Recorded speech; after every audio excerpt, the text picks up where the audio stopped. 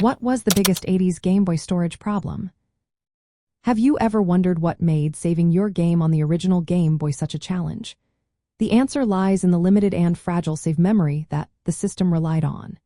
Each Game Boy game cartridge had a small battery-backed random access memory. This technology was cutting edge for its time, but it had its flaws. The tiny battery inside each cartridge was responsible for keeping your saved game data alive. Over time, these batteries would drain or even fail completely. When that happened, players faced the heartbreaking reality of losing their saved progress forever. Imagine putting hours into a game only to find that the battery has died. To make matters worse, replacing the battery was not a simple task. It required opening the cartridge and soldering in a new battery. This process was not something every player could do, and many simply lost their progress without any way to recover it. The physical design of the Game Boy cartridges added to the storage problems. The printed circuit boards inside were thin and fragile. Frequent insertion and removal from the console could lead to damage. This could cause poor connections or even failure of the memory chips.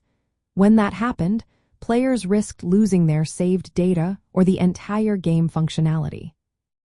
From a nostalgic perspective, these storage limitations were part of the charm of early handheld gaming.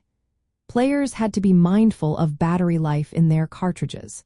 Many would try to complete their games in one sitting or use passwords where available to back up their progress. This was a time when technology was evolving rapidly, but it was still limited compared to what we have today. Modern gaming offers flash memory and cloud saves, making lost progress a rare occurrence.